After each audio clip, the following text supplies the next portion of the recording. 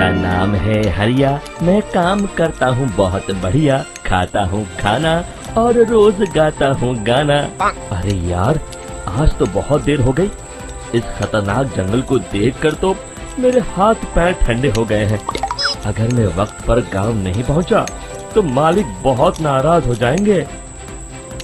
तभी हरिया को एक आवाज सुनाई देती है। सुनिए हरि जी।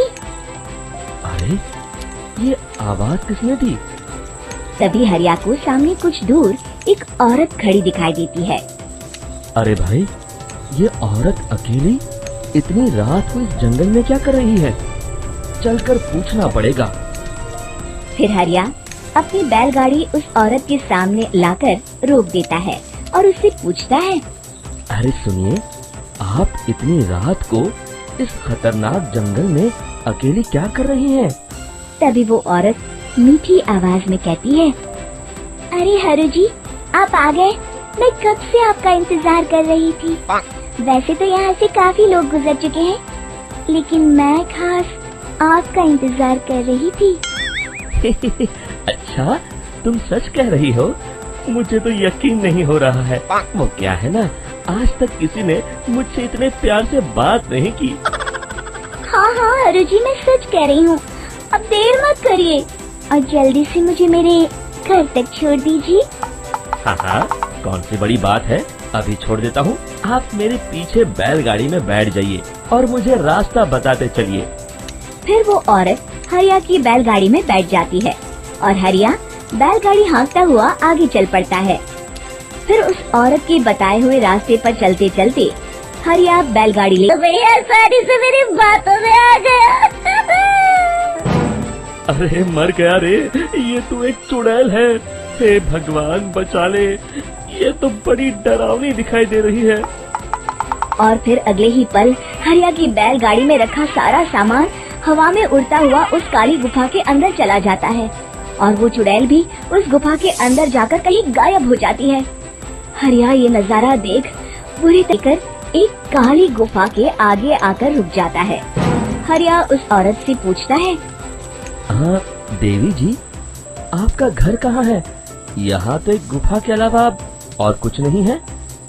तभी अचानक वो औरत हवा में उड़ने लगती है। देखते ही देखते उसका सुंदर रूप एक डरावनी चुड़ैल में बदल जाता है और वो जोर जोर से हंसती है। अरे तू तो एक नंबर का बेवकूफ निकला। तो तरह घबरा और परेशान हो जाता है। अरे, ये चुड़ैल तो मेरा सारा सामान लेकर गुफा में गायब हो गई। अब क्या होगा? अगर मैं गांव खाली हाथ गया तो मालिक मेरी अच्छी खबर लेंगे। मेरी इस बात का कोई यकीन भी नहीं करेगा। फिर आखिर वही हुआ। हरिया के मालिक चंपक सेठ को हरिया की किसी भी बात पर अरे, ये तो कोई मेरा नाम लेकर मुझे पुकार रहा। उसने ही लालच में आकर सारा सामान हड़प कर लिया है।